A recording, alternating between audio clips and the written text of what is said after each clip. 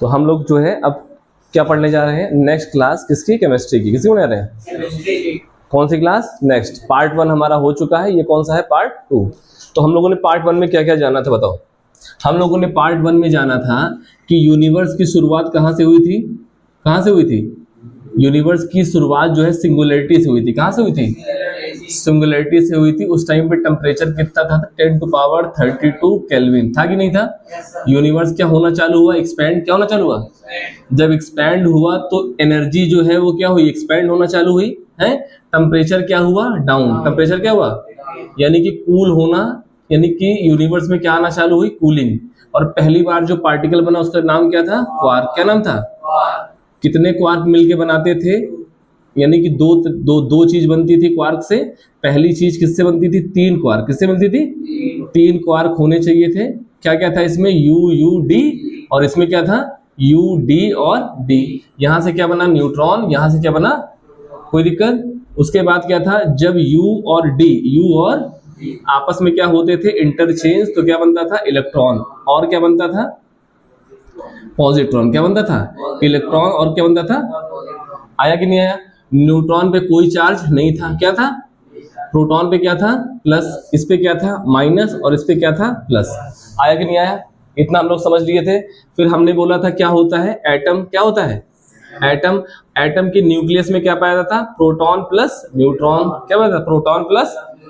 और इस न्यूक्लियस का जो साइज होता था वो 7 किलोमीटर की रेडियस में एक छोटी सी बॉल के बराबर था। और उसके बाद इलेक्ट्रॉन क्या करता था, इस पूरे के पूरे 7 किलोमीटर के एरिया में क्या करता था, मूवमेंट करता था। क्या करता था, और जहां पर मूवमेंट करता था उसको हम क्या बोलते थे, ऑर्बिट। क्या बोलते थे, आया कि नहीं। और इस प्रोटॉन और न्यूट्रॉन और इलेक्ट्रॉन में खास बात क्या थी कि देखो ये जो न्यूट्रॉन बन रहा था किससे बन रहा था, क्वार्क से। और कितने क्वार्क से बन रहा था, 3 से। तो इसलिए इसका वजन क्या होगा, इसका कुछ ना कुछ क्या होगा, मास होगा, क्या होगा, कुछ ना कुछ क्या होगा। तो इसका मास कितना था, 6 पॉइंट कितना था, 6.27। इसका कितना था, 6.27। यहाँ पे लगा देंगे हम एक एक्स्ट्रा क्या, 5 इंटू क्या था, 10⁻27 kg। आया कि नहीं आया। इसका कितना था, 10⁻27 kg। आया कि नहीं आया। कोई दिक्कत। इलेक्ट्रॉन का जो मास था वो कितना था बेटा, 9.11 इंटू 10⁻31 kg। इसका मतलब क्या हुआ कि अगर हम एक तराजू लें और एक तराजू में एक पलड़े पे क्या रखें, एक प्रोटॉन रखें, तो यहाँ पे कितने इलेक्ट्रॉन आएंगे, 1800। कितने आएंगे, 1800। और अगर एक न्यूट्रॉन रखेंगे तो कितना आएगा बेटा, 1839 इलेक्ट्रॉन। इसलिए इलेक्ट्रॉन के मास का कोई बहुत बड़ा वजूद नहीं होता। आया कि नहीं आया। तो मेन वजूद किसका है, प्रोटॉन। और अगर हम प्रोटॉन और न्यूट्रॉन को मिला लें तो यानी कि इस एटम का टोटल मास किस पे डिपेंड करता है, प्रोटॉन और। तो इसका मतलब प्रोटॉन और न्यूट्रॉन मिलकर क्या बनाएंगे, एटॉमिक मास। क्या बनाएंगे, एटॉमिक। ठीक, आया कि नहीं आया। ये पहली शर्त थी किसकी, एटम की। दूसरा क्या था, प्रोटॉन की संख्या हमेशा किसके इक्वल होती है, इलेक्ट्रॉन की। किसके होती है, अगर प्रोटॉन की संख्या इलेक्ट्रॉन के इक्वल होती है तो हम एटम को क्या मानते हैं बेटा, न्यूट्रल। क्या मानते हैं, कोई प्रॉब्लम। अगर प्रोटॉन की संख्या किसके बराबर है तो एटम कैसा होगा, आया कि नहीं आया। अगर मान लो ये तुम्हारा क्या था, एटम क्या था। अगर मान लो यहां से इलेक्ट्रॉन क्या हो जाए, बाहर। क्या हो जाए, अगर इलेक्ट्रॉन बाहर हो जाएगा तो यहाँ पर 2 कंडीशन क्रिएट होगी। क्या होगी, 2 कंडीशन। अगर मान लो यहाँ से इलेक्ट्रॉन बाहर चला जाएगा तो जो प्रोटॉन की संख्या होगी क्या होगी, बढ़ जाएगी, और इलेक्ट्रॉन की क्या हो जाएगी, कम। तो जो एटम है हमारा कैसा हो जाएगा, पॉजिटिव होगा कि निगेटिव होगा। अरे इलेक्ट्रॉन बाहर गया क्या होगा, क्योंकि प्रोटॉन का चार्ज कैसा होता है, पॉजिटिव। तो इलेक्ट्रॉन जब बाहर चला जाएगा तो इसका चार्ज क्या हो जाएगा, क्या हो जाएगा, कोई दिक्कत। अगर मान लो इलेक्ट्रॉन कहीं से यहाँ पे अंदर आ गया तो, अगर मान लो इलेक्ट्रॉन हमने इसमें एक इलेक्ट्रॉन ऐड कर दिया तो क्या हो जाएगा, यहाँ पे प्रोटॉन की संख्या क्या हो जाएगी, कम, और इलेक्ट्रॉन की क्या हो जाएगी, ज्यादा। और जब इलेक्ट्रॉन की संख्या ज्यादा होगी तो ये एटम कैसा हो जाएगा, निगेटिव। क्या हो जाएगा। तो अब एक और चीज और ऐड कर दे रहे हैं, ठीक। जो एटम पॉजिटिव होगा उसको बोलेंगे एनायन। क्या बोलेंगे, क्या बोलेंगे। और जो निगेटिव होगा उसे क्या बोलेंगे, कैटायन। क्या बोलेंगे, कोई प्रॉब्लम। आया कि नहीं आया? और हमने क्या चीज सीखी थी? हमने ये चीज सीखी थी कि जो एटॉमिक मास होता है, क्या होता है? एटॉमिक मास का मतलब क्या हुआ शिक्षा मंत्री? एटॉमिक मास का मतलब हुआ प्रोटॉन का मास और न्यूट्रॉन का मास अगर हम जोड़ देंगे तो क्या बन जाएगा? तो सबसे कम एटॉमिक मास किसका होगा? सबसे कम एटॉमिक मास किसका होगा? यानी कि अच्छा चलो इसको यही छोड़ दो, ठीक है ना। एक और चीज हम लोग बताना या भूल गए, तीसरा पॉइंट क्या भूल गए? तीसरा पॉइंट ये था कि किसी भी एटम में जितने प्रोटॉन होंगे क्या होंगे? उसका एटॉमिक नंबर उतना होगा। क्या होगा?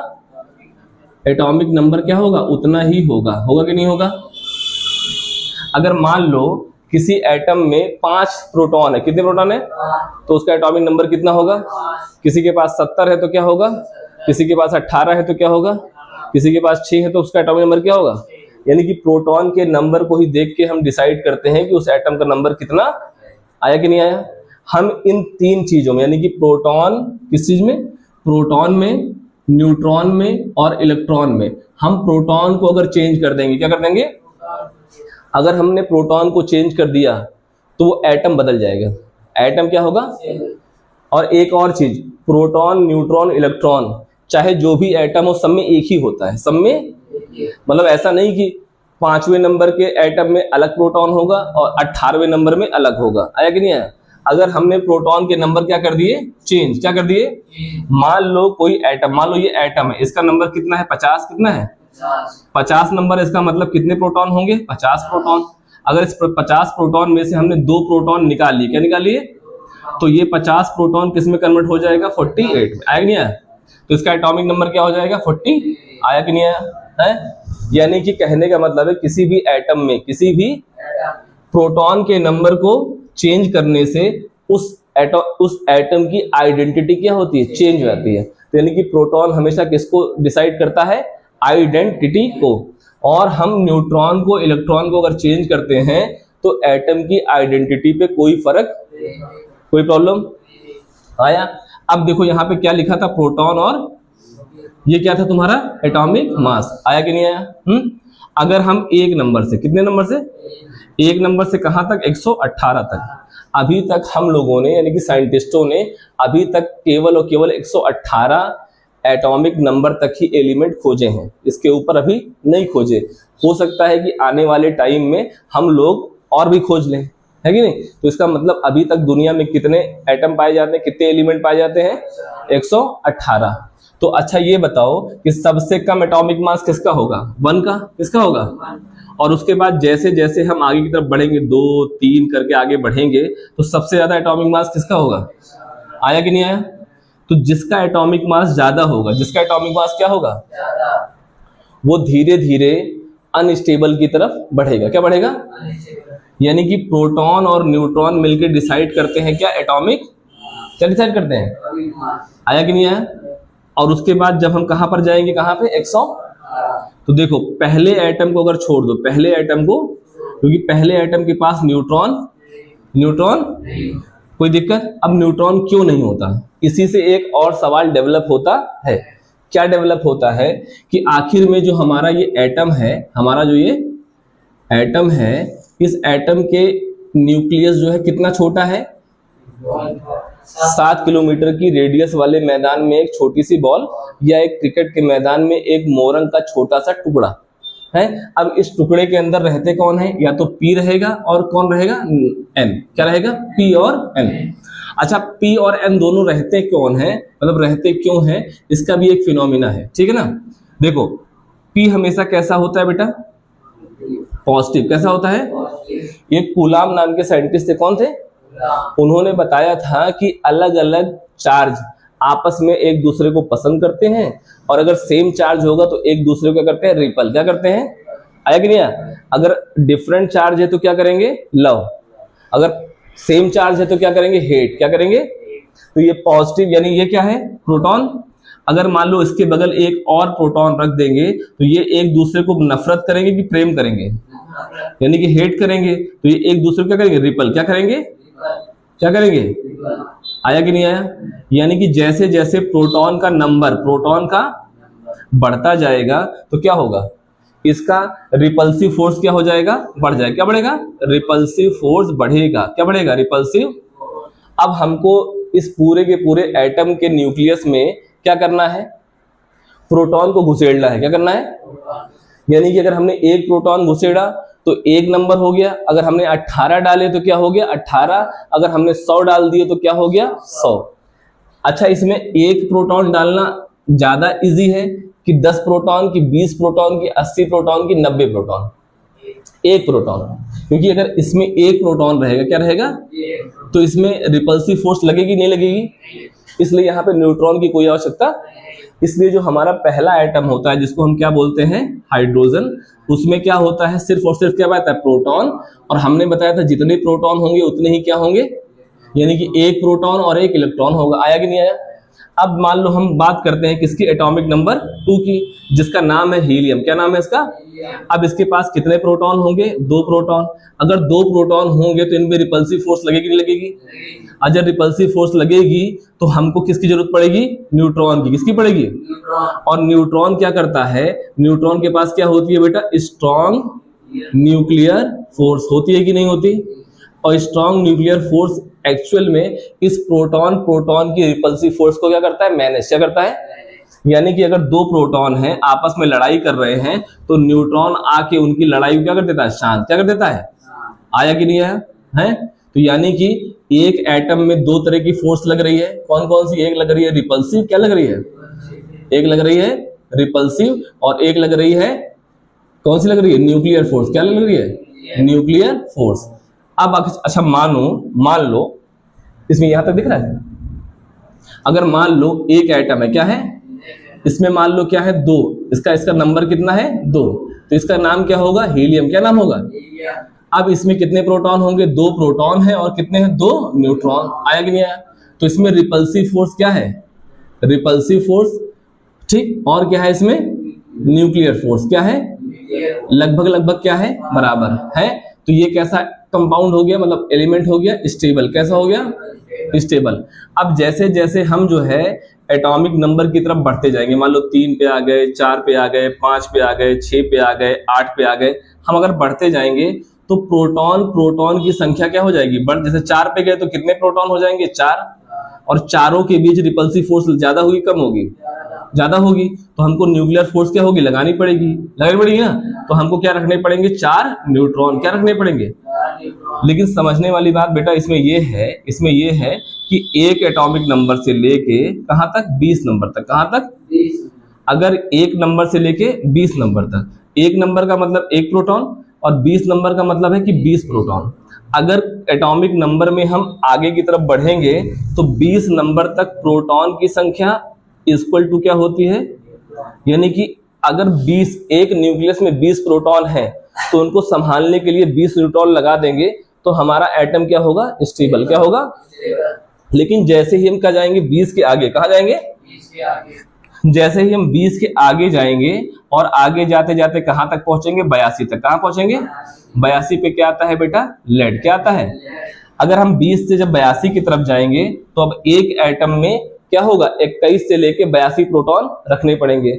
और इतने ज्यादा प्रोटॉन रखने के लिए अगर हमको उसके बैलेंस को बनाना है तो हमको न्यूट्रॉन की संख्या क्या करनी पड़ जाएगी, बढ़ानी। क्या पड़ जाएगी, यानी कि जैसे जैसे हम 20 के आगे जाएंगे तो प्रोटॉन की संख्या तो वैसे रहेगी 21, 22 ऐसे करके हम कहां तक पहुंचेंगे, 82 तक। लेकिन इसके विपरीत में हमको न्यूट्रॉन की संख्या क्या करनी पड़ेगी, इंक्रीज। क्या करनी पड़ेगी, यानी कि 20 से लेके 82 तक जो प्रोटॉन होते हैं उनकी संख्या के सापेक्ष हमको न्यूट्रॉन क्या करना पड़ेगा, बढ़ाना। क्या पढ़ना पड़ेगा। और ये 82 तक अगर हम जाएंगे तो यहाँ तक सारे के सारे कंपाउंड कैसे हैं, स्टेबल। कैसे हैं। और 82 के ऊपर जैसे ही हम भागेंगे, 82 के ऊपर हम जैसे ही आगे जाएंगे तो अगर 82 के ऊपर प्रोटॉन हुए तो हम न्यूट्रॉन कितना भी लगा दें लेकिन हम उस एटम को स्टेबल, आया कि नहीं आया। तो यानी एटॉमिक मास का मतलब क्या हुआ कि 82 तक तो एटॉमिक मास जो है उस एटम को स्टेबल रख पाता है, और 82 के ऊपर जाएंगे तो क्या होगा, अनस्टेबल। क्या होगा। और जब अनस्टेबल होगा तो होगा क्या, जब अनस्टेबल होगा तो होगा क्या। अगर मान लो क्या है, अनस्टेबल, तो अनस्टेबल एटम किसको बोलोगे बेटा, किसको बोलोगे, अनस्टेबल एटम किसको बोलोगे? जिसका एटॉमिक मास क्या हो 83 से स्टार्ट होके कहां तक जाता हो 118 तक। आया कि नहीं आया? ये सारे के सारे अनस्टेबल जो कंपाउंड एलिमेंट होते हैं ये क्या बनना चाहते हैं? स्टेबल। क्या बनना चाहते हैं? क्या बनना चाहते हैं? तो अनस्टेबल कंपाउंड क्या बनना चाह रहा है? स्टेबल। और लीस्ट स्टेबल कौन सा है तुम्हारा? 80, यानी कि 83 से लेके 118 तक जाने वाले जितने भी तुम्हारे एटम हैं वो कौन सा एटॉमिक नंबर पाना चाहते हैं? 82।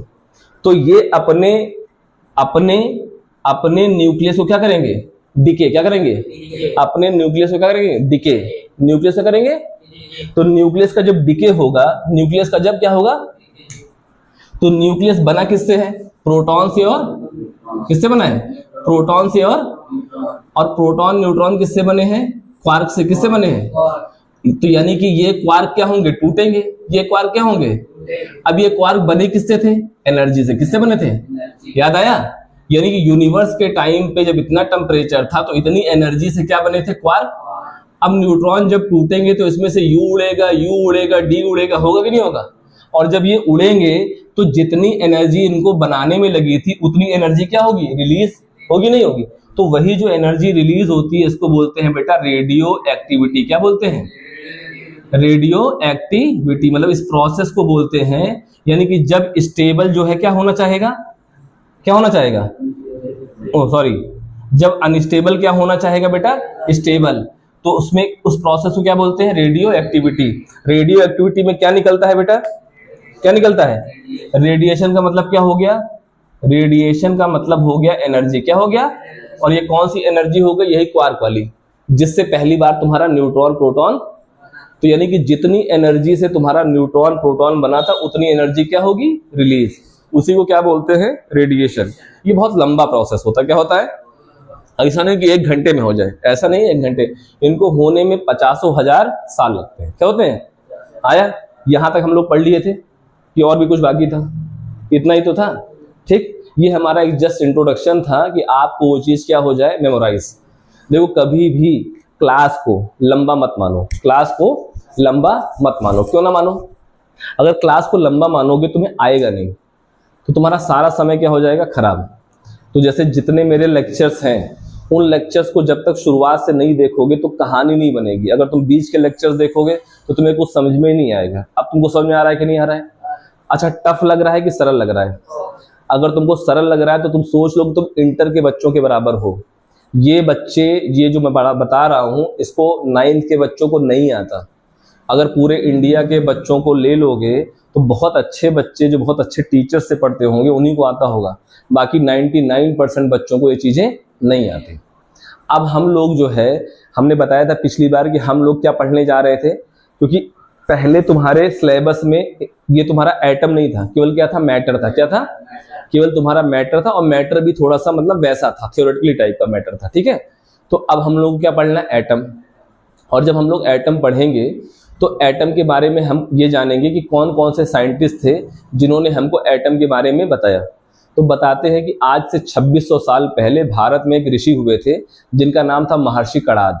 उन्होंने सबसे पहली बार दुनिया को बताया था कि मैटर किससे मिलके बना हुआ है? एटम से। उसके बाद जो है ग्रीस में एक मतलब उनका नाम था डेमोक्रेटस, और एक कुछ और थे, एक और साइंटिस्ट थे, उन लोगों ने बताया कुछ। ठीक, उसके बाद डाल्टन एक साइंटिस्ट हुए जल्दी में, उन्होंने अपनी थ्योरी दी। उसके बाद थ्योरी देना अलग चीज, लेकिन प्रूफ करना अलग चीज। तो प्रूफ करने के लिए तुम्हारे पास कई साइंटिस्ट आए, जैसे तुम्हारा नाम, उनका नाम था जे थॉमसन। क्या नाम था? उन्होंने किसकी खोज करी? इलेक्ट्रॉन की। किसकी खोज करी?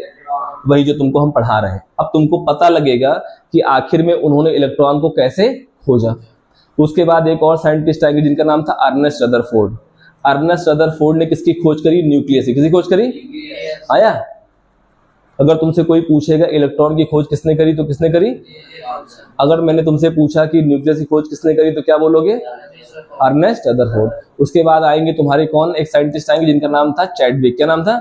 उन्होंने न्यूट्रॉन की खोज करी। इसी तरह आगे बढ़ते जाओगे धीरे धीरे तो बोहर मॉडल आएगा, क्वांटम थ्योरी आएगी, धीरे धीरे तुम साइंस के अंदर घुसना चालू करोगे। लेकिन अब समस्या इस बात की है कि जे थॉमसन ने इलेक्ट्रॉन को तो खोजा, मगर खोजा कैसे? और अगर मान लो तुम्हारे कौन साइंटिस्ट थे, अर्नेस्ट रदरफोर्ड, उन्होंने जब न्यूक्लियस को खोजा तो कैसे खोजा, आया कि नहीं आया? अगर हम तुमको सीधे बताना चालू कर देंगे कि जे थॉमसन ने 2 ठो छड़ ली, एक का नाम कैथोड था, एक का नाम क्या था, एनोड, उन्होंने उसको हाई कॉइल वोल्टेज से जोड़ा, अब वोल्टेज भी आ गया उसमें। अब वोल्टेज क्या होता है, कैथोड क्या होता है, एनोड क्या होता है, तुम्हें समझ में आएगा। फिर बोलोगे कि उसमें इलेक्ट्रॉन निकले एनोड की तरफ से, कैथोड ने उनको कैच किया। अब मैं तुमसे पूछूंगा कि एनोड और कैथोड के बीच में कितनी दूरी रखी थी उन्होंने, किसी को नहीं पता, बुक में नहीं लिखा, ठीक है ना। तो कैसे समझोगे, केवल रटोगे, और जब रट लोगे तो क्या होगा, रटने से क्या होगा, वो चीजें भूल जाएंगी क्योंकि तुमको आएगा नहीं। लेकिन जब तुम कहानी की तरह पढ़ोगे तो क्या होगा, तुम्हें वो चीजें याद हो जाएगी और तुमको समझ में आएगी। तो जब आगे केमिस्ट्री को लेके जाओगे तब तुमको समझ में आएगा, अच्छा ऐसे ऐसे ऐसे ऐसे होता है। आया कि नहीं है? तुमको पता है कि बैटरी क्या होती है, नहीं पता है? तुमको पता है कि लाइट की खोज, अच्छा असल में अगर मान लो एनोड और कैथोड का इस्तेमाल किया होगा रदरफोर्ड ने, तो इसका मतलब है कि उसके पहले इलेक्ट्रिक की खोज हो चुकी थी।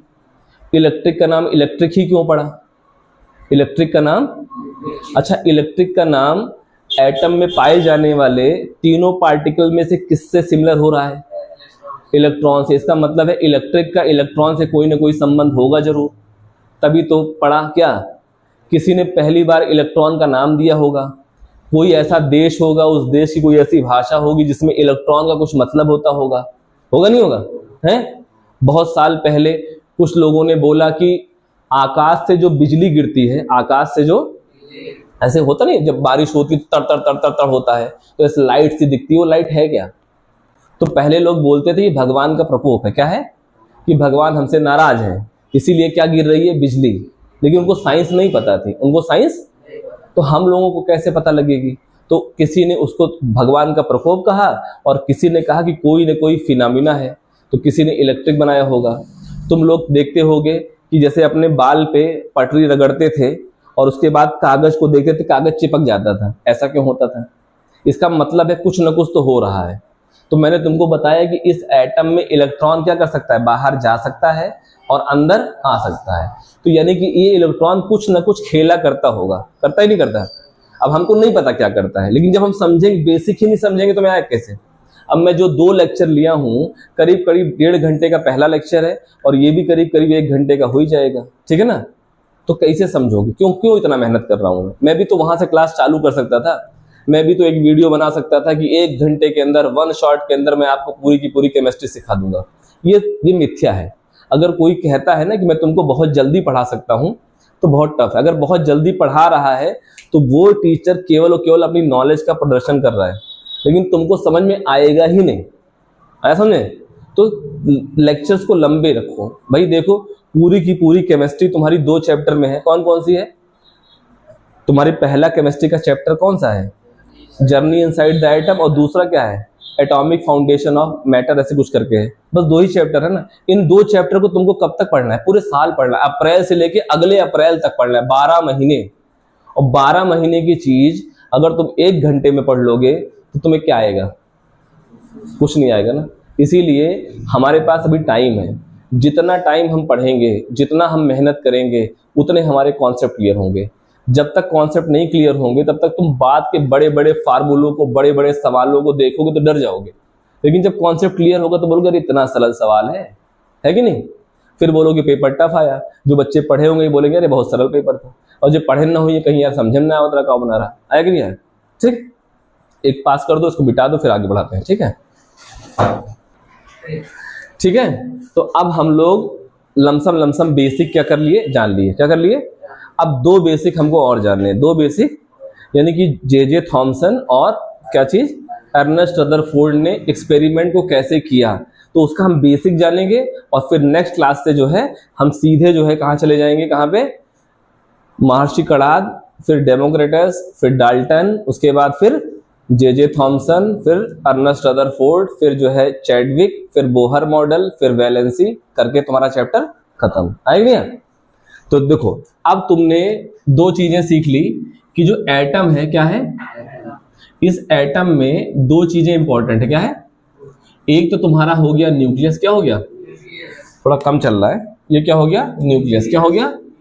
न्यूक्लियस किस पे डिपेंड होता है? प्रोटॉन और एक तुम्हारा ये स्पेस हो गया, ये क्या हो गया? मास, और ये क्या हो गया? स्पेस। और स्पेस किस पे डिपेंड करता है? इलेक्ट्रॉन पे। किस पे करता है? और ये किस पे डिपेंड करता है? प्रोटॉन प्लस न्यूट्रॉन पे। तो अब दो कहानी पढ़ेंगे, एक कहानी हम इधर पढ़ेंगे और एक कहानी हम इधर पढ़ेंगे।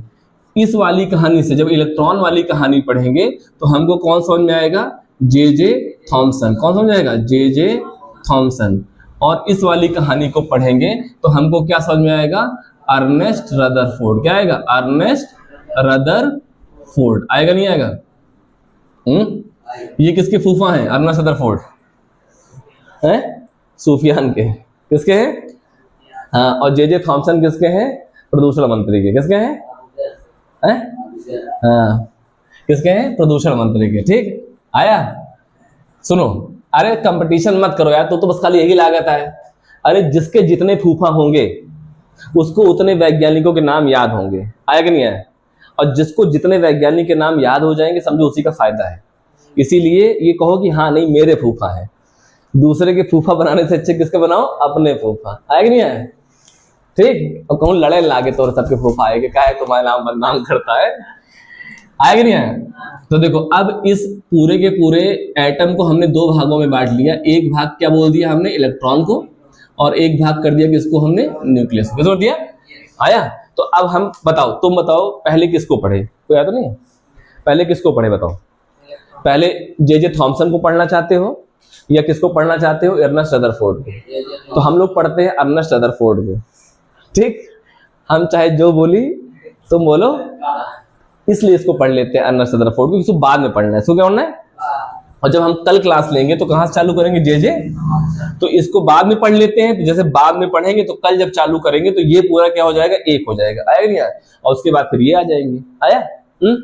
तो अब अर्नेस्ट रदरफोर्ड ने एक एक्सपेरिमेंट किया और जिस एक्सपेरिमेंट से उन्होंने ये जानने की कोशिश करी कि व्हाट इज न्यूक्लियस। क्या है? What is? अर्नेस्ट रदरफोर्ड ने सबसे पहले किसकी खोज करी? न्यूक्लियस की। लेकिन अब तुमने पहले ही खोज कर ली न्यूक्लियस की। जो अर्नेस्ट रदरफोर्ड तुमको बताएंगे तुम ऑलरेडी 2 क्लासों में जान चुके हो। तुम ऑलरेडी 2 क्लासों में, ठीक है? तो यानी अर्नेस्ट रदरफोर्ड को हमने लगभग 70% क्या कर लिया है? पढ़ लिया है। बस खाली उसको हमको क्या करना है? बीट्स ऑन स्ट्रिंग में पिरोना है। क्या करना है? बीट्स ऑन स्ट्रिंग का क्या मतलब हुआ?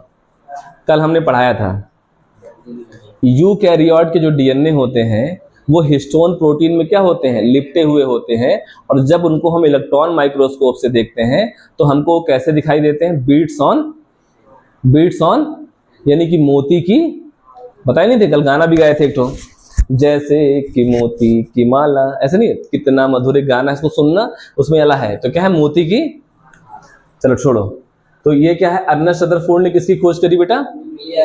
अब हम सब कुछ जान गए हैं और कुछ भी नहीं जाने। क्या? भी कुछ भी नहीं। अब समझो शुरुआत से जान रहे हैं। ठीक है? अभी इनको हम पढ़ेंगे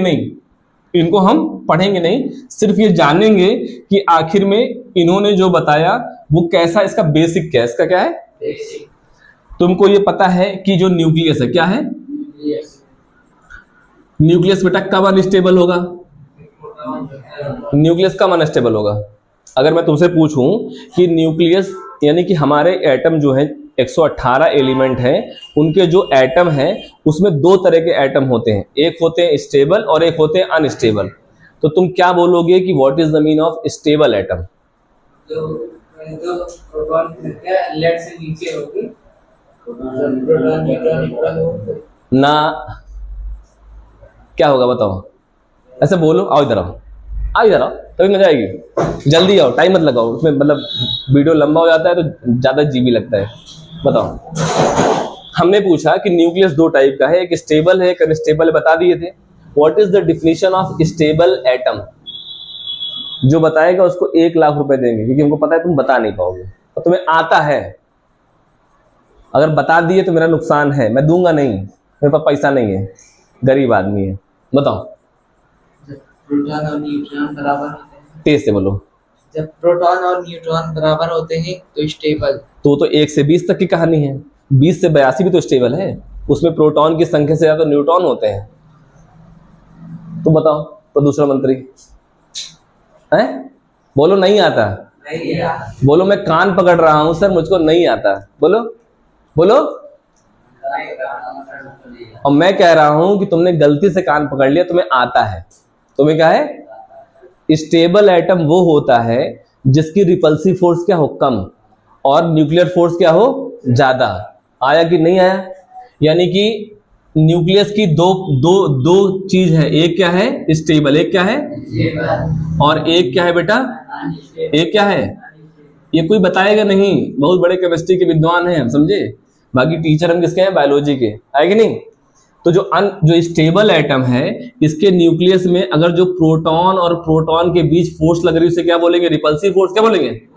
और इस रिपल्सिव फोर्स को कम कौन करेगा? Nuclear force. क्या करेगी? और न्यूक्लियर फोर्स किससे निकलती है? न्यूट्रॉन से। तो यानी कि हमेशा न्यूक्लियर फोर्स क्या होनी चाहिए? ज्यादा। क्या होनी चाहिए? और रिपल्सिव फोर्स क्या होनी चाहिए? कम। यानी कि प्रोटॉन से क्या निकलेगी? Repulsive force. क्या निकलेगी? रिपल्सिव। और यहां से क्या निकलेगी? Strong nuclear force. किसी भी एटम के स्टेबल होने की कंडीशन ये है कि उसकी न्यूक्लियर फोर्स ज्यादा होनी चाहिए। किससे? Repulsive force. तो what is the definition of unstable atom? कौन बताएगा? अब तो बताओ। अनस्टेबल एटम वो एटम होते हैं जिनकी रिपल्सिव फोर्स ज्यादा होती है और न्यूक्लियर फोर्स क्या होती है? कम। तो जितने भी स्टेबल एटम हैं वो कहां से कहां तक है? 1 से लेके 82 तक। कहां से है? ये किसी भी प्रकार की कोई भी रेडिएशन नहीं निकालते। कोई भी रेडिएशन आया कि नहीं आया? यानी कि ये लाखों अरबों साल तक वैसे के वैसे पड़े रहेंगे, इसमें कोई भी डिके। लेकिन जो एटम कहां से जाएंगे? 83 से लेके कहां से कहां तक? तुम्हारे घर तक। 83 से लेकर कहां तक? 118 तक। ये सारे के सारे क्या होंगे? Radio active. क्या होंगे? Radio active. क्या होंगे? अब 83 से 118 तक रेडियो एक्टिव क्यों है? क्योंकि इनकी क्या है? इनकी जो रिपल्सिव फोर्स है, क्या है? रिपल्सिव फोर्स किस कारण से बनी? Same charge of proton. Same charge of. तो ये रिपल्सिव फोर्स क्या थी? ज्यादा थी। और इनकी जो न्यूक्लियर फोर्स थी वो क्या थी? कम थी। आया कि नहीं आया? हाँ आया। अब सोचो, इस रिपल्सिव फोर्स को मैनेज करने के लिए बेचारे न्यूट्रॉन की संख्या भी बढ़ा दी गई। न्यूट्रॉन की संख्या भी बढ़ा दी गई, लेकिन बढ़ाने के बावजूद भी ये रिपल्सिव फोर्स को कम नहीं कर पाए। तो ये एलिमेंट कैसे हो गए? रेडियो चल रहा है ना? क्या हो गए? रेडियो हो गए कि नहीं हो गए? अब रेडियो एक्टिव क्या करते हैं बेटा? रेडियो एक्टिव एलिमेंट प्रोड्यूस करते हैं रेडिएशन। क्या करते हैं? अब हमारे सामने एक नया वर्ड आ गया। क्या आ गया? Radiation. What is the mean of radiation? Radiation का मतलब होता है, रेडिएशन का मतलब होता है कि जब अनस्टेबल एटम, क्या चीज? अनस्टेबल एटम का मतलब क्या हुआ? जिसकी रिपल्सिव फोर्स क्या हो? ज्यादा, और न्यूक्लियर फोर्स क्या हो? अनस्टेबल किसकी तरफ जाना चाहे? स्टेबल। किसकी तरफ जाना चाहे? तो ये क्या निकालते हैं? रेडिएशन। क्या निकालते हैं? क्या निकालते हैं? और इस प्रोसेस को क्या बोलते हैं? Radioactivity. अगर तुमसे कोई पूछे what is the definition of radioactivity, तो बोलोगे कि अनस्टेबल एटम का रेडिएशन निकालकर स्टेबल होना ही क्या कहलाता है? Radioactivity. आएगा? What is radiation? रेडिएशन का मतलब है जब अनस्टेबल एटम अपने आप को क्या करता है? स्टेबल, तो क्या निकालता है? एनर्जी। क्या निकालता है? उसको क्या बोलते हैं? रेडिएशन। क्या बोलते हैं? आया कि नहीं आया? अब यहां पे हमने लिख दिया क्या? रेडिएशन। क्या लिख दिया? रेडिएशन। क्या लिख दिया? रेडिएशन बेटा ना 3 टाइप की होती है। कितने टाइप की होती है? कौन कौन सी? अल्फा, बीटा और गामा। क्या होती है? अल्फा, बीटा और गामा। समझ लो तुम 3 लोग हो और तुम तीनों लोग क्या हो? अल्फा, बीटा और कौन अल्फा बनना चाहता है, कौन बीटा और कौन गामा। छोड़ दो, नौटंकी न करके सीधे पढ़ाते हैं, ठीक है ना। रेडिएशन क्या है? कितने टाइप की होती है? अच्छा, रेडिएशन कब निकलती है? हाँ, रेडिएशन कब निकलती है? रेडिएशन बताओगे, अगर तुमसे कोई पूछे रेडिएशन क्या होती है तो बोलोगे भैया पहली चीज सुन लो दिमाग खोल के, रेडिएशन हमेशा न्यूक्लियस से ही निकलेगी। यानी कि जब अनस्टेबल न्यूक्लियस अपने आप को क्या करेगा? स्टेबल, तभी निकलेगी रेडिएशन, तभी निकलेगी। आया कि नहीं आया? हाँ आया कि नहीं आया? यानी कि रेडिएशन क्या होती है? रेडिएशन क्या होती है? रेडिएशन होती है जब न्यूक्लियस अपने आप को क्या करता है? स्टेबल। क्या करता है? अब तुमसे पूछे कौन सा न्यूक्लियस, तो बोलोगे 82 एटॉमिक नंबर के ऊपर वाले एटम, ऊपर वाले आया कि नहीं आया? हाँ? अब तुमसे मैं पूछ रहा हूं कि what is the difference between the alpha, beta and gamma, आया कि नहीं आया? इसी अल्फा को, इसी जो अल्फा है बेटा क्या है, इसी अल्फा का उपयोग किसने किया? रदरफोर्ड ने। क्या किया? तो अब हम पहले पढ़ते हैं क्या चीज? अल्फा। क्या पढ़ते हैं? क्या पढ़ते हैं? आया कि नहीं आया? अब ये देखो, अब ध्यान देना, बहुत जल्दी ध्यान देना, खत्म होने वाला है टॉपिक। अनस्टेबल क्या है? अनस्टेबल जो एटम होगा इसके अंदर क्या डिस्टरबेंस है? क्या डिस्टरबेंस है? मास का। क्या डिस्टरबेंस है? यानी कि मास क्या है? ज्यादा हो रहा है। मास क्या हो रहा है? किस कारण से ज्यादा हो रहा है? या तो प्रोटॉन ज्यादा हो गया होगा, और या तो क्या हो गया होगा? न्यूट्रॉन ज्यादा। तो प्रोटॉन भी ज्यादा, और प्रोटॉन कितना ज्यादा? यानी कि 82 से ऊपर हो रहा है, और न्यूट्रॉन क्या है? मतलब 150, 140, 150 न्यूट्रॉन हो गया। नहीं हो गया? अब क्या करेगा ये? अब मास को अगर स्टेबल करना होगा, क्या करना पड़ेगा? मास को अगर स्टेबल करना पड़ेगा तो या तो क्या करिए, जैसे मान लो एक एग्जांपल है, क्या है? एक मान लो एग्जांपल है किसका? रेडियम। किसका है? सुने हो रेडियम? अरे रेडियम देखे नहीं हो, लगे रहते, चमकते रहते हैं। वो रेडियम क्या है एक्चुअल में? अरे यार, रेडियम वाली घड़ी ना पहन लेते हैं तोरे सब, रतिया होतिया मजा, तो रेडियम का स्टिकर लगा देते हैं, होता नहीं है? तो रेडियम क्या है? एक एलिमेंट है। क्या है? इसका एटॉमिक नंबर है कितना? 88। कितना है? 88। कितना है? 80। अब ये बताओ कि ये 82 से कितना ज्यादा है? अगर इसको स्टेबल होना हो, यानी कि लेड तक पहुंचना हो, क्या है? लेड तक। लेड का कितना है? 80। यानी कि अब रेडियम क्या बनने की कोशिश करेगा? लेड। यानी कि लेड के ऊपर वाले जितने भी एटम हैं वो रेडियो एक्टिविटी के द्वारा क्या बनने की कोशिश करते हैं? लेड। यानी कि रेडियम कुछ सालों के बाद धीरे धीरे क्या बन जाएगा? 80। अब इसको 88 को अगर 82 में कन्वर्ट होना हो तो क्या करना पड़ेगा? इसको अल्फा, बीटा और क्या निकालना पड़ेगा? क्या निकालना पड़ेगा? आया कि नहीं आया? अब ये समझ लो, ध्यान देना, अब इन दोनों में अल्फा और बीटा में, बहुत ध्यान से सुनना, थोड़ा सा डिफिकल्ट लगेगा, लेकिन नहीं समझोगे तो जिंदगी भर डिफिकल्ट लगेगा, क्योंकि जब हम इसको पढ़ ही रहे हैं तो पूरा ही पढ़ लें। पूरा का मतलब डीप नहीं जा रहा है, केवल बेसिक्स पढ़ ले। इसमें जो अल्फा और बीटा है ना, ये क्या है? पार्टिकल। ये क्या है? पार्टिकल। क्या है? और गामा है एनर्जी। गामा क्या है? एनर्जी। आया कि नहीं आया? गामा क्या है? एनर्जी। कोई दिक्कत? गामा क्या है? एनर्जी। यानी कि इसमें मेन चीज कौन है? अल्फा और बीटा। क्या है? अल्फा और। अब देखो, अगर रेडियम को 82 कन्वर्ट करना हो तो इसको दो चीजें निकालना पड़ेगा, यानी कि दो पार्टिकल निकालने पड़ेंगे, एक अल्फा और एक अल्फा और एक। अब अल्फा और बीटा है क्या? अल्फा और बीटा, देखो ध्यान देना, रेडियम क्या करेगा? तो रेडियम क्या करेगा? रेडियम के पास क्या ज्यादा है? प्रोटॉन और। अगर रेडियम दो प्रोटॉन क्या और दो न्यूट्रॉन इसको निकाल दे, क्या कर दे? इकट्ठा। क्या कर दे? क्या कर दे? इकट्ठा अगर निकाल दे तो ये चीज तुम्हारी बन जाएगी क्या? अल्फा। क्या बन जाएगी? क्या बन जाएगी? यानी कि अल्फा पार्टिकल का मतलब क्या हुआ कि जब किसी भी अनस्टेबल न्यूक्लियस से दो प्रोटॉन और दो न्यूट्रॉन को निकाल दो, यानी कि मान लो अगर ये एटम है, क्या है? ये एटम, और इसके अंदर ये क्या है? न्यूक्लियस। यहां से क्या निकाल दो? दो प्रोटॉन और दो न्यूट्रॉन। अगर दो प्रोटॉन और दो न्यूट्रॉन निकाल दोगे बेटा तो ये क्या हो जाएगा? Alpha particle. क्या हो जाएगा? क्या हो जाएगा? अल्फा। अच्छा बताओ, अल्फा पार्टिकल जो होता है, ठीक, और हीलियम का एटॉमिक नंबर कितना है? 2। कितना है? 2। तो इसके न्यूक्लियस में कितने प्रोटॉन होंगे? 2। न्यूट्रॉन कितने होंगे? 2। आया कि नहीं आया? यानी कि alpha particle is equal to क्या हो गया बेटा? Helium nucleus. हीलियम इलेक्ट्रॉन नहीं, इलेक्ट्रॉन।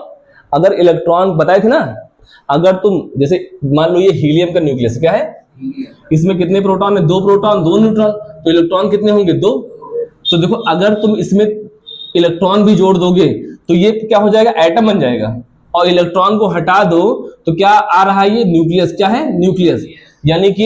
यानी कि हीलियम के एटम से, हीलियम के उस कंकड़ को निकाल लो, उस बॉल को क्या कर लो? तो जो बॉल है वो क्या है? Alpha particle. क्या है? आया कि नहीं आया? अब जो अल्फा पार्टिकल है क्या है? Alpha particle. इसके पास क्या है, अल्फा पार्टिकल के पास 2 प्रोटॉन है और क्या है 2 प्रोटॉन। क्या होता है, पॉजिटिव होता है कि नहीं होता? तो इस पे कितना चार्ज हो जाएगा, +2। क्या हो जाएगा, प्लस, आया कि नहीं आया?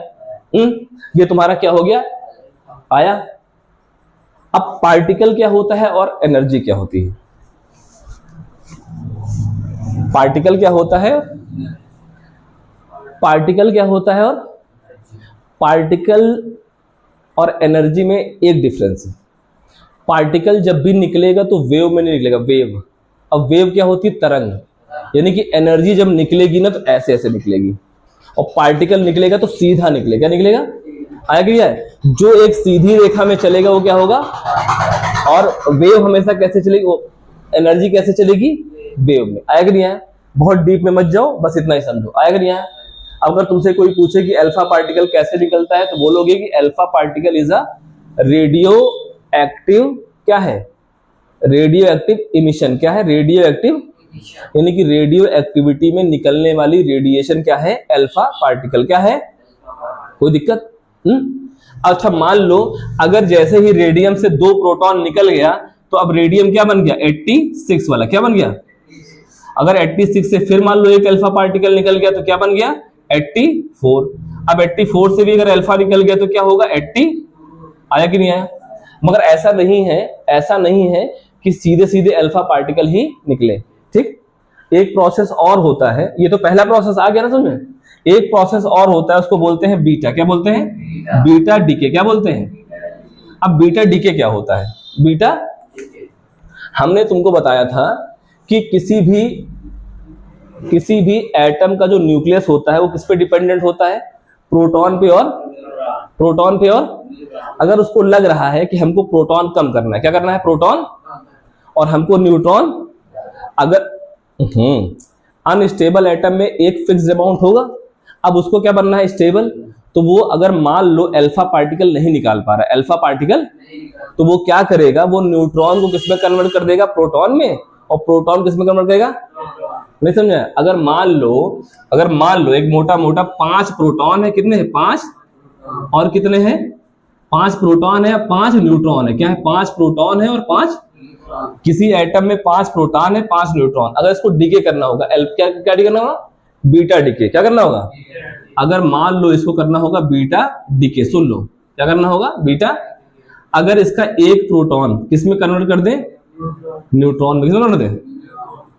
अगर जब प्रोटॉन को न्यूट्रॉन में कन्वर्ट करेंगे तो क्या होगा, ये इसके पास कितना हो जाएगा, 4 प्रोटॉन। कितना हो जाएगा, आएगा नहीं आया? अगर इसी न्यूट्रॉन को फिर किसमें कन्वर्ट कर दें, प्रोटॉन में। किसमें कर दें, तो 5 से क्या हो जाएगा, ये 4। आएगा नहीं आया? समझ आ रहा है, आ रहा है? यानी कि एक्चुअल में हो क्या रहा है, बीटा डीके तब होगा जब प्रोटॉन किसमें कन्वर्ट हो जाए बेटा, न्यूट्रॉन में, और न्यूट्रॉन किसमें कन्वर्ट हो जाए, प्रोटॉन में। आया नहीं आया? तो यानी कि ये अपने आप को एडजस्ट करते हैं। क्या करते हैं, एडजस्ट का मतलब है कि अगर मान लो प्रोटॉन का मतलब क्या हुआ, रिपल्सिव फोर्स, और न्यूट्रॉन का मतलब क्या हुआ, न्यूक्लियर फोर्स। हमने बताया था स्टेबल एटम तभी होगा जब उसकी रिपल्सिव फोर्स क्या होगी, कम, और न्यूक्लियर फोर्स क्या होगी। तो स्टेबल अनस्टेबल एटम क्या करेगा, प्रोटॉन को कम करेगा और क्या करेगा, न्यूट्रॉन की संख्या बढ़ा देगा ना। और न्यूट्रॉन की संख्या बढ़ेगी तो क्या होगा, फिर न्यूट्रॉन को कम कर देगा और प्रोटॉन को बढ़ा देगा। मतलब दोनों का बैलेंस करता रहेगा, जिससे हमारा क्या होगा, एटम क्या होगा, स्टेबल होने की कोशिश करेगा। तो बीटा डीके बहुत धीमे धीमे होता है। क्या होता है, बीटा डीके बहुत, इसमें लाखों साल लगते हैं। क्या लगते हैं, आया कि नहीं आया? ठीक, अब समझो, अगर प्रोटॉन से क्या बना, न्यूट्रॉन। क्या बना, प्रोटॉन से क्या बना, प्रोटॉन के पास प्लस चार्ज था कि नहीं था, न्यूट्रॉन के पास क्या था, 0 चार्ज, और यहाँ पे क्या है, प्लस चार्ज। यानी कि पहले इक्वेशन ये है और दूसरी इक्वेशन क्या है, ये है। आया कि नहीं आया? आया? जब प्रोटॉन से न्यूट्रॉन बनेगा तो इसको बैलेंस करने के लिए यहाँ पे क्या बन जाएगा बेटा, एक इलेक्ट्रॉन बनेगा, नहीं बनेगा, पॉजिटिव ही बनेगा। क्या बनेगा, क्या बनेगा, पॉजिटिव। और जब न्यूट्रॉन प्रोटॉन में जाएगा तो प्रोटॉन को बैलेंस करने के लिए क्या बन जाएगा, इलेक्ट्रॉन माइनस। फिर से मेरी क्लास याद करो, मैं तो तुमको बता रहा था, क्या बता रहा था, कि जब U और D आपस में क्या होते हैं, कन्वर्ट। U मतलब क्वार्क। अब क्वार्क और डाउन क्वार्क जब आपस में इंटरचेंज होते हैं तो क्या निकलता था, इलेक्ट्रॉन और पॉजिट्रॉन। तो जिसपे माइनस चार्ज ऐसे क्या बोलेंगे, इलेक्ट्रॉन, जिसपे प्लस चार्ज ऐसे क्या बोलेंगे, आया कि नहीं आया? अब मान लो एक एटम है, क्या है ये, एटम, ये क्या है, एक एटम। अच्छा टफ तो नहीं लग रहा है? सही से बताना, अगर टफ लगे तो एकदम शॉर्ट करके खत्म कर दें। देखो सुनो, अगर मान लो ये क्या है, एटम, क्या है, अब मान लो हम पहले को लेते हैं, किसको लेते हैं, अब मान लो इस, ये तुम्हारा क्या है अंदर, न्यूक्लियस क्या है, थोड़ा बड़ा बना दे क्या, बहुत ध्यान समझना, बस इसी बात खत्म हो जाएगा। अल्फा तो समझ ही गए हैं? अब मान लो ये तुम्हारा क्या है बेटा, एटम, क्या है, अब इस एटम के अंदर थोड़ा सा कम चल रहा है इसका, तो हरा ही ले लेते हैं। ये तुम्हारा क्या हो गया, न्यूक्लियस, क्या हो गया। अगर मान लो इसके अंदर पहली इक्वेशन चली, कौन सी, पहली इक्वेशन कौन सी, अब मान लो इसके प्रोटॉन किस में कन्वर्ट हुए, न्यूट्रॉन में, किस में कन्वर्ट हुए, तो यहाँ पे क्या निकलेगा बेटा बताओ, अगर जब प्रोटॉन न्यूट्रॉन में कन्वर्ट होगा तो क्या निकलेगा, पॉजिट्रॉन, क्या निकलेगा, क्या निकलेगा। अच्छा ये पॉजिट्रॉन भी इलेक्ट्रॉन की फैमिली का है, किसका है, तो ये न्यूक्लियस में तो रह नहीं पाएगा, तो ये कहाँ जाएगा, बाहर, जाएगा नहीं जाएगा। यहाँ पर क्या है, ई माइनस, यहाँ पर क्या इलेक्ट्रॉन है कि नहीं है, तो ये इलेक्ट्रॉन है, ये क्या है, पॉजिट्रॉन, और ये इलेक्ट्रॉन और पॉजिट्रॉन आपस में मिलेंगे तो ये क्या होंगे, दब जाएंगे, क्या होंगे, जिसको बोलते हैं एनहिलेटिंग, क्या बोलते हैं, इसकी स्पेलिंग मुझे नहीं याद आ रही, क्या बोलते हैं इसको, एनहिलेटिंग, क्या बोलते हैं। तो यहाँ पे क्या होगा, एनर्जी क्या निकलेगी, और इसी एनर्जी को बोलेंगे गामा, क्या बोलेंगे, आया कि नहीं आया, नहीं आया। जब प्रोटॉन किस में कन्वर्ट होगा, तो न्यूट्रॉन में जब कन्वर्ट होगा तो क्या निकलेगा, क्या निकलेगा, पॉजिट्रॉन, यहां रह नहीं पाएगा, बाहर जाएगा, बाहर के इलेक्ट्रॉन से जैसे लड़ेगा तो एनिहिलेट करेगा, तो क्या निकलेगी, और इसी एनर्जी को क्या बोलेंगे, गामा। आया कि नहीं आया? अब दूसरी इक्वेशन लो, क्या लो, अगर मान लो यहाँ पे क्या है बेटा, न्यूट्रॉन, क्या है, अब न्यूट्रॉन किस में कन्वर्ट होगा, किस में होगा, प्रोटॉन में कन्वर्ट होगा, तो क्या निकलेगा, ई माइनस, क्या निकलेगा, प्रोटॉन क्या है, प्लस, तो प्रोटॉन तो वही रह जाएगा, और ई माइनस जब बाहर निकलेगा तो यहां पर भी क्या है, ई माइनस, क्या लड़ेगा, क्योंकि सेम चार्ज, तो ये इलेक्ट्रॉन यहीं पे रुक जाएगा, तो प्रोटॉन का नंबर और इलेक्ट्रॉन का नंबर क्या हो गया, सेम, क्या हो गया, आया कि नहीं है? तो ये तुम्हारा कौन सा हो गया, बीटा डिके, क्या हो गया, जिस डिके में प्लस निकल रहा है, क्या निकल रहा है, तो ये तुम्हारा क्या होगा, बीटा प्लस, क्या होगा, और जिसमें माइनस निकल रहा है वो क्या होगा, बीटा माइनस। यानी कि बीटा डीके कितने टाइप का होता है, एक बीटा प्लस और एक बीटा माइनस। तो किसमें एनर्जी ज्यादा निकलेगी, बीटा प्लस में कि बीटा माइनस में, किसमें होगी, बीटा प्लस में। क्यों, क्योंकि पॉजिट्रॉन इलेक्ट्रॉन से लड़ेगा तो एनिहिलेट होगा, तो क्या निकलेगी, एनर्जी। यही तुम्हारा सवाल था जो मैंने तुमको 4 दिन पहले दिया था, याद आया। तो मैंने पूछा था कि बीटा प्लस डिके होगा, बीटा प्लस डिके होगा तो क्या प्रोसेस होगा, एनिहिलेटिंग का। जब एनिहिलेटिंग का होगा तो प्रोटॉन किस में कन्वर्ट हो रहा है, न्यूट्रॉन में, तो प्रोटॉन की संख्या क्या हो जाएगी, कम, क्या हो जाएगी, और जब प्रोटॉन की संख्या कम होगी तो एटॉमिक नंबर क्या हो जाएगा, 1 कम। आया कि नहीं आया? अब थोड़ा सा अगर मान लो कंफ्यूज हो रहा हूँ प्लस माइनस में, समझ लेना, ठीक है, आया कि नहीं आया, ठीक, इतना तुम्हारे लिए सफिशियंट है। फिर इसके बाद जब हम लोग इंटर में जाएंगे तब हम इसको पढ़ेंगे तो हमको बहुत मजा आएगी, क्योंकि हम इतना चीज जानते हैं। आया कि नहीं आया? अल्फा डीके का मतलब क्या हुआ कि सीधे सीधे 2 प्रोटॉन और 2 न्यूट्रॉन, 2 प्रोटॉन और 2 न्यूट्रॉन, तो वो क्या चीज हो गया, अल्फा डीके। अल्फा क्या है, पार्टिकल, अल्फा क्या है, ठीक है। और बीटा डीके क्या है, बीटा डीके क्या है, बीटा डीके 2 टाइप का है, एक है पॉजिटिव और एक है, एक में तो क्या हुआ, एक में इलेक्ट्रॉन निकला, एक में पॉजिट्रॉन निकला, इलेक्ट्रॉन से लड़के क्या निकाल दिया, एनर्जी, और एक में क्या निकला, पॉजिट्रॉन, क्या निकला। और हमने बताया था कि चाहे इलेक्ट्रॉन हो और चाहे पॉजिट्रॉन हो, चाहे न्यूट्रॉन हो, चाहे प्रोटॉन हो, इसमें क्या होता है, मास, क्या होता है, तो इसका भी मास लगभग 6 पॉइंट क्या होगा, 9.11 इंटू 10⁻31 kg, क्या होगा, आया कि नहीं आया, ठीक, नहीं समझे, सॉरी इसमें नहीं, ये तो इलेक्ट्रॉन यहाँ सुटेबल। जब एनिहिलेट होगा बेटा तो देखो यहाँ का ये मास, पॉजिट्रॉन का मास और इलेक्ट्रॉन का मास दोनों क्या होगा, एनिहिलेट होगा। तो इतने मास को बनाने के लिए जितनी एनर्जी भगवान ने बनाई थी यूनिवर्स के टाइम पे, उतनी एनर्जी क्या होगी, गामा रेडिएशन के रूप में निकल जाएगी। आया? और एक चीज और, अनस्टेबल एटम, जब भी अपने आप को एडजस्ट करते हैं, क्या करते हैं, तो गामा निकलती है। क्या निकलती है? आ गया? ये तुम्हारा रेडिएशन कंप्लीट हो गया, समझे? अब इसके ऊपर तुम्हारा इंटर में भी कुछ नहीं है, समझ में आया? तुम्हारा इंटर तक था, काम खत्म। सरल था, कठिन था? ठीक है, रुक जाओ, समझ में नहीं आया? तो what is the mean of alpha decay? जब न्यूक्लियस से क्या निकल जाए? अच्छा, 2 प्रोटॉन और 2 न्यूट्रॉन जो निकला वो किसके न्यूक्लियस के बराबर है? किसके न्यूक्लियस? हीलियम के न्यूक्लियस। और इसी अल्फा पार्टिकल का इस्तेमाल किसने किया था? अर्नेस्ट। अल्फा पार्टिकल जब निकलेगा तो वेव में निकलेगा कि सीधे निकलेगा? क्योंकि पार्टिकल हमेशा सीधा ट्रेवल करेगा। बंदूक की गोली निकलेगी तो ऐसे से जाएगी, एनर्जी कैसी होगी? लहराती हुई जाएगी। कैसी होगी? ठीक है, आया कि नहीं आया? दोनों में डिफरेंस। ठीक, आया नहीं आया? जब अर्नेस्ट, अब एक चीज और जान लो, एक चीज और जान लो, जब जान ही रहे हो तो तुम्हारे पास कितने पार्टिकल थे बेटा? अल्फा, बीटा और अच्छा, इसमें सबसे बड़ा पार्टिकल कौन सा था? पहले तो पार्टिकल तुम्हारे ये 2 हो गए, क्या हो गए? गामा तो क्या हो गई? एनर्जी। अच्छा बताओ, अल्फा बड़ा कि बीटा? अल्फा बड़ा पार्टिकल था कि बीटा बड़ा पार्टिकल था? अल्फा क्या था? अल्फा क्या था? बड़ा पार्टिकल। और बीटा क्या था? तो अब ध्यान देना, जो पार्टिकल होगा, जो क्या होगा? उसके पास एनर्जी कम है। उसके पास क्या है? एनर्जी। क्यों एनर्जी कम है? क्योंकि वो अभी पार्टिकल के रूप में ही है, तो वो किसी भी चीज को छेद नहीं पाएगी। किसी भी चीज को क्यों नहीं पाएगी? क्योंकि उसके पास क्या है? मास। अगर कंकड़ उठा के दीवार पे मारोगे तो दीवार से टकरा के क्या जाएगा? वापस। क्या जाएगा? तो अर्नेस्ट रदरफोर्ड ने जब अल्फा पार्टिकल का इस्तेमाल किया तो हमने तुमको बताया कि अल्फा पार्टिकल पे कितना चार्ज होता है। आओ इधर आओ, अब तुम आओ, समझ नहीं आ रहा ना? अल्फा पार्टिकल में कितने प्रोटॉन? तो कितना चार्ज होगा? आया कि नहीं आया? बता नहीं पा रहा हूं। अल्फा पार्टिकल कितना चार्ज?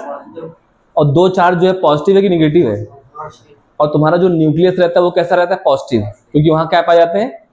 तो अगर मान लो अल्फा पार्टिकल अगर मारा जाएगा कहीं पे, तो अल्फा पार्टिकल कहां से लौट के आएगा? नहीं समझे? समझे कि नहीं समझे? बताओ। अर्नेस्ट रदरफोर्ड ने अल्फा पार्टिकल लिया और उसको फेंक के मारा, फेंक के, और अगर मान लो ये एटम है, ये एटम है, तो अगर मान लो यहाँ पे अल्फा पार्टिकल जा रहा है, अल्फा पार्टिकल मतलब एक कंकड़ जैसा, और 7 किलोमीटर के एरिया में अगर मारते जाओ मारते जाओ मारते जाओ मारते जाओ कंकड़, तो कितना कंकड़ वापस लौट के आएगा? जितनी दूर में, यानी कि जब कंकड़ और कंकड़ टकराएगा, यानी कि 99.999% तो पार हो जाएगा और केवल 0.1% क्या होगा? वापस आएगा। क्यों वापस आएगा? क्योंकि जो अल्फा न्यूक्लियस है, क्या है? अल्फा न्यूक्लियस, अल्फा पार्टिकल है, वो इक्वल टू क्या है? Helium nucleus. और न्यूक्लियस का चार्ज क्या होता है? पॉजिटिव। इसका चार्ज क्या होता है? पॉजिटिव। तो पॉजिटिव पॉजिटिव लड़ेंगे तो दगेंगे कि वापस आ जाएंगे, और बाकी क्या हो जाएगा? भाग जाएगा। बाकी क्या होगा? और जब भागेगा तो जब दूसरी साइड जाएगा, दूसरी साइड जब अल्फा पार्टिकल जाएगा, तो उस अल्फा पार्टिकल को जब हम पकड़ेंगे, उस अल्फा पार्टिकल को जब हम, तो हमको अल्फा पार्टिकल के रूप में मिलेगा या किसी और रूप में मिलेगा? बहुत बेसिक बता रहा हूं मैं तुमको, ये कोई नहीं बताएगा। समझो, फिर से समझ लो, बहुत इंपॉर्टेंट फिनोमेना समझ रहा हो। इस वीडियो को नहीं समझ में आएगा तो 4-5 बार फिर से रिपीट कर लेना, ठीक है ना?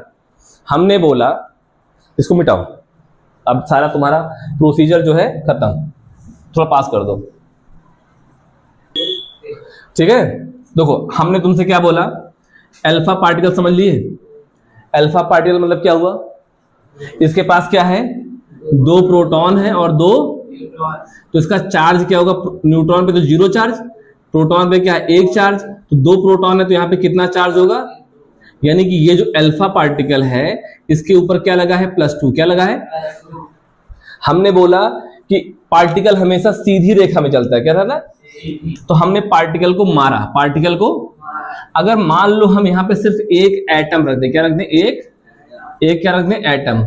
अरे ऐसे कैसे रखे? तो इसको हमने ऐसे बना दिया, रखा। अब इस एटम में सिर्फ और सिर्फ एक छोटा सा एटम होगा, वो न्यूक्लियस होगा। इस न्यूक्लियस का चार्ज कुछ होगा कि नहीं होगा?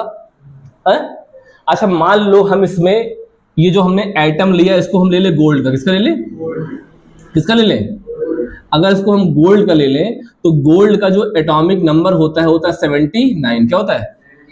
इसका मतलब है कि इस न्यूक्लियस पे चार्ज कितना होगा, 79 प्लस कितना होगा, 79 होगा कि नहीं होगा, है। और उसके बाद यहाँ पे इलेक्ट्रॉन कितने होंगे, 70, आया कि नहीं आया? अब हमने यहां से अल्फा पार्टिकल मारा, क्या मारा? तुमको पता है कि इस एटम में 99.99% हिस्सा क्या है, खाली, पहले ही बता चुके हैं। खैर पहले बताए हम, लेकिन बताया इन्होंने नहीं था, किसी एक्सपेरिमेंट से पता लगा। तो इन्होंने जब इस पे क्या मारा, अल्फा बम्बार्डमेंट की, क्या करी, तो इसका साइज एक कंकड़ की तरह और इसका साइज एक कंकड़ की तरह। भाई दोनों साइज क्या है, कंकड़ की तरह, थोड़ा बहुत बड़ा होगा। भाई इसमें 2 प्रोटॉन है, इसमें 79 है, तो समझो एक छोटा सा ढीला है, थोड़ा बड़ा ढीला होगा, है। जानबूझ के हमने गोल्ड को ही क्यों लिया, क्योंकि इसके अंदर क्या है, 79 प्रोटॉन है, इसके पास क्या है, 2 प्रोटॉन। जानबूझ के हमने बड़ा एटम लिया, क्या लिया, बड़ा एटम, मतलब बड़ा न्यूक्लियस लिया, बड़ा। अब इसके पास इतना बड़ा है, तो हम जब कंकड़ मार रहे हैं और कंकड़ खूब तेजी से जा रहा है, खूब तेजी से, तो यहां से पास हो जाएगा, नहीं पास हो जाएगा, यहां से, यहां से, यहां से, यहां से, यहां से, यहां से पास होगा। यानी कि 99.999% क्या होगा, पास निकल जाएगा। और सिर्फ 1% क्या होगा बेटा, क्या होगा, शिक्षा मंत्री, लौट के आया, नहीं आया? तो यही अल्फा पार्टिकल क्या आ गया, लौट के आ गया, आया। अब एक और स्टडी हुई, एक और, ये तो नॉर्मल बच्चों को आता है, ये क्या आता है, और जो अच्छे बच्चे होते हैं, जो हमसे पढ़ते हैं, उनको कुछ एक्स्ट्रा आता है, वो क्या आता है। अब जब हमने इस अल्फा पार्टिकल की स्टडी करी, क्या करी भाई, ये एक पार्टिकल यहां लौट के आया, बाकी सारे अल्फा पार्टिकल कहां चले गए, यहां आए कि नहीं आए, आया कि नहीं आया? और जब ये अल्फा पार्टिकल इधर आया, समझे, तो इस पे देखा गया तो कितना चार्ज था, +2, कितना चार्ज था। लेकिन जब ये अल्फा पार्टिकल यहां से निकला तो यहां पे हमको अल्फा पार्टिकल दिखाई नहीं दिया, हमको यहां दिखाई दी क्या, हीलियम। कैसे, ये जो बता लेगा समझो आ गया, आया। सोचो, आओ मिलके सोचे, रंग जरा बिखराए, चलो चलो चलो नए दौर में जाएं, आया, आया। जब लौट के आया तो कैसा था, सेम टू सेम, जैसा फेंका गया वैसा आ गया। लेकिन जब इधर से निकल गया तो अल्फा बदल गया किसमें, हीलियम में। किसमें बदल गया, आया कि नहीं आया? कैसे बदला, क्या हो गया? जो बता लेगा समझ लो उसको केमिस्ट्री आ रही है, नहीं तो तुम लोग अब लेवल समझो। अभी अगर यहां अच्छे बच्चे बैठे हो तो लोग बताते हैं, बताएं, हम बताएंगे तुम लोग बताओगे, जल्दी बताओ, फोन गर्म हो रहा है मेरा। बताएं, देखो जब ये गया तो यहां से लौटा क्यों, क्योंकि यहां पे क्या था, पॉजिटिव चार्ज, क्या था, पॉजिटिव चार्ज क्या करेगा, रिपल करेगा, नहीं करेगा। अब ये 2 प्लस और ये क्या है, 79 प्लस। अब 2 का अगर हम दीवार से मारी तो दीवार बाहरी जाएगी, तू हारी होगा। तो ये जो ना है, जैसे इनसे लड़े ऐसे कैसे चलाएं, हारी, आया कि नहीं आया, है? क्योंकि इसके पास क्या था, हाईली पॉजिटिव चार्ज, इसके पास क्या था, छोटा चार्ज मगर पॉजिटिव था, तो ये क्या हो गया, बाहर आ गया। अब जब ये हीलियम इधर से टहलता हुआ जा रहा था तो ये क्या है, +2, क्या है, ये किसको लव करता है, माइनस को। तो जब ये इधर जाएगा तो इसको कितने माइनस मिल जाए कि न्यूट्रल हो जाए, 2 इलेक्ट्रॉन। तो जब इधर से जाएगा तो इसको 2 इलेक्ट्रॉन ले लेगा, और जैसे 2 इलेक्ट्रॉन ले लेगा तो अल्फा पार्टिकल बदल जाएगा किसमें, हीलियम में। इसके न्यूक्लियस तो यहाँ पे रहेगा, यहाँ पे 2 प्रोटॉन 2 न्यूट्रॉन तो ही है, लेकिन जब ये जाएगा तो ये गोल्ड के इलेक्ट्रॉन को लेके भाग जाएगा, समझे, गोल्ड के इलेक्ट्रॉन को लेके भाग जाएगा, और ये इलेक्ट्रॉन इसके पास आ जाएगा, तो ये अल्फा पार्टिकल से क्या बदल जाएगा, हीलियम एटम। और तुम्हारा जो गोल्ड है, तुम्हारा जो, इसका जब 2 इलेक्ट्रॉन बाहर चला जाएगा तो गोल्ड क्या हो जाएगा, पॉजिटिव। गोल्ड क्या हो जाएगा, आया कि नहीं आया, समझे। मगर इतनी लंबी कहानी 2 घंटे की ना बताए होते तो आता।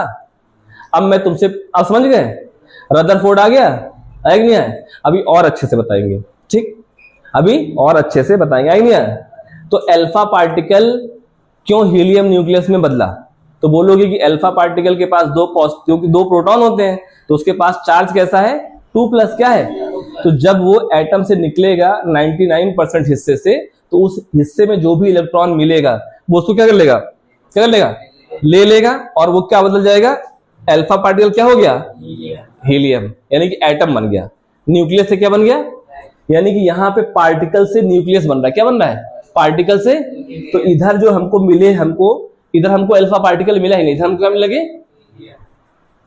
और थॉमसन पहले ही इलेक्ट्रॉन की खोज इनकी बाकी थी, इन्होंने बाद लिया। आया? यानी कि जो लौट के आएगा वो क्या मिलेगा? वैसा का वैसा, और जो नदी को पार कर जाएगा क्या हो जाएगा? वो हीलियम। आया कि नहीं आया? तो अब अल्फा पार्टिकल ने करा क्या? अल्फा पार्टिकल ने इस पूरी की पूरे गोल्ड के एटम को क्या कर दिया? आयोनाइज। क्या कर दिया? आयोनाइज का मतलब या तो उसमें इलेक्ट्रॉन डाल दिए और या तो उसका इलेक्ट्रॉन निकाला कि लिया? इसका इलेक्ट्रॉन निकाला, इसका इलेक्ट्रॉन निकाला। और जब निकालेगा तो यहाँ पे प्रोटॉन की पॉजिटिविटी आई कि नहीं आई? तो किसमें कन्वर्ट हो गया? प्लस में। किसमें कन्वर्ट हो गया? और जब कोई भी एटम अपना इलेक्ट्रॉन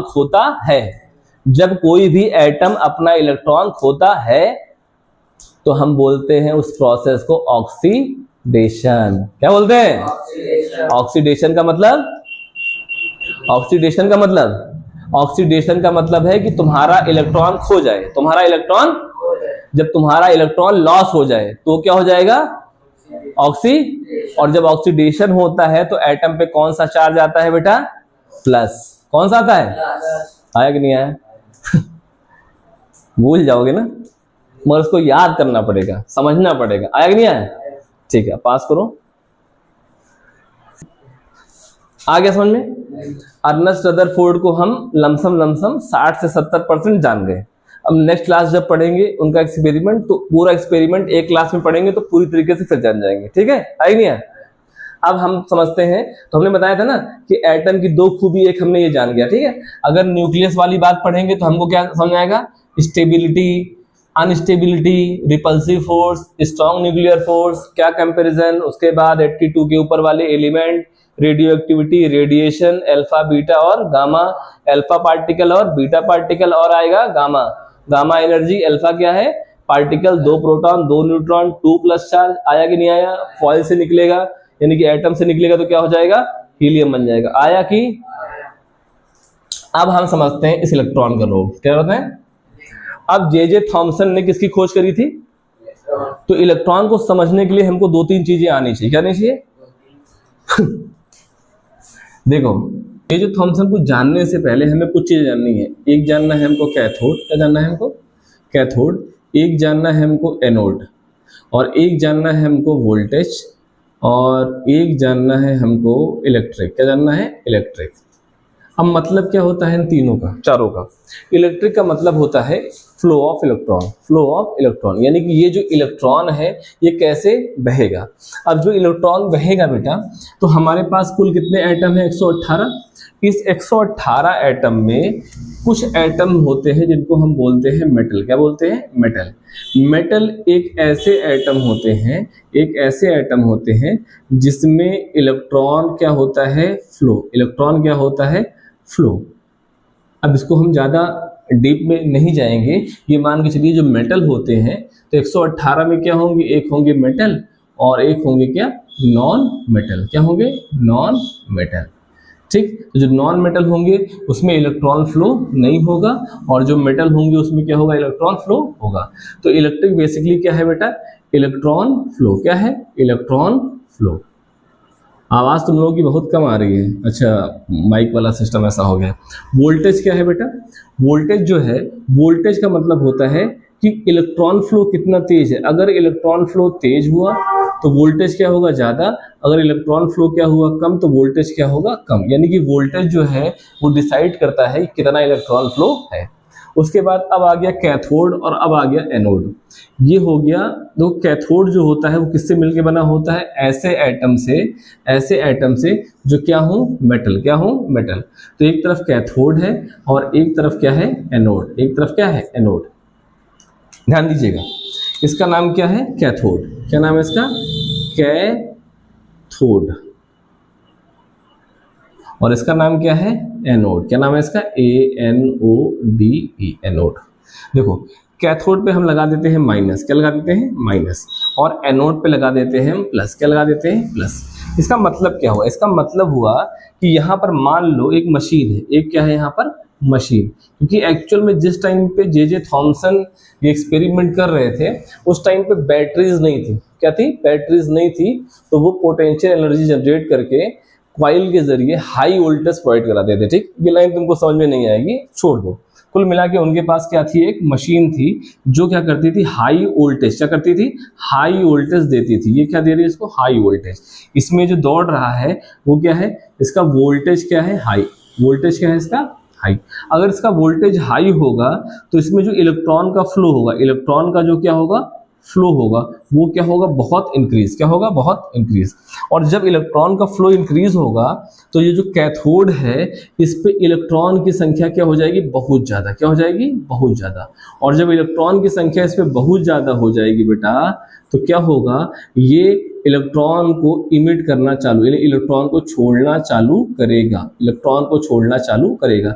अगर थोड़ी देर के लिए एनोड को हटा दो तो ये इलेक्ट्रॉन बिखरना चालू कर देगा ना, बिखरना चालू कर देगा।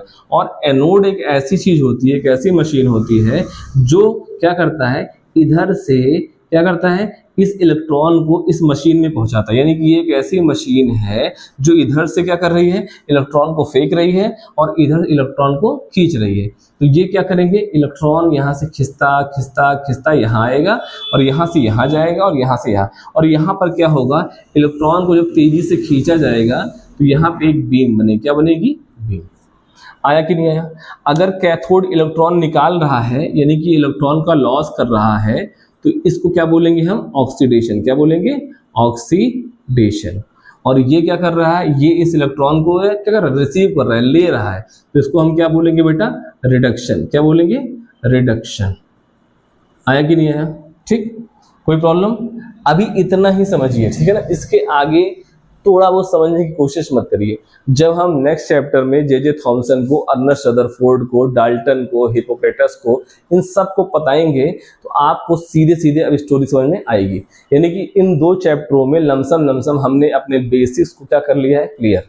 और बेसिक्स को क्लियर करने के बाद हम लोगों का जो नेक्स्ट चैप्टर होगा वो होगा किस पे? यानी कि हमारी डिस्कवरी ऑफ एटम पे। यानी कि डाल्टन थ्योरी और महर्षि कणाद की थ्योरी, हिपोक्रेटस की थ्योरी, है ना। क्या नाम था? हिपोक्रेटस, लिपिकस, क्या नाम था उनका। और जे थॉमसन, अर्नेस्ट रदरफोर्ड, फिर चैडविक होते हुए सीधे सीधे हम कहाँ जाएंगे? वैलेंसी की तरफ, यानी कि बोहर मॉडल, लीन और बोहर की तरफ। ठीक है, तो आशा करते हैं कि क्लास आपको पसंद आई होगी। आप लोगों के जो मन में थोड़े से मुरझाए हुए तत्व हैं वो क्या होंगे? धीरे धीरे जागृत होंगे। और आप देखिए क्या है ना कि एक्चुअल में अगर आप पूरा वीडियो नहीं देखोगे ना तो आपको मजा भी नहीं आएगी। अगर आपको पढ़ना है, अगर आपको कुछ बनना है, अगर आपको नीट, देखिए एक्चुअल में ये क्लास 9th पास वाले बच्चों के लिए तो मेरे ख्याल से नहीं है। जिनको सिर्फ पास करना उनके लिए नहीं, ये एक्चुअल में उनके लिए है जिनके मन में आज से सपना है कि मुझे किसी भी तरीके से नीट निकालना है। ठीक है, तो हम लोग जो मिलते हैं नेक्स्ट क्लास में, और अब तक के लिए धन्यवाद।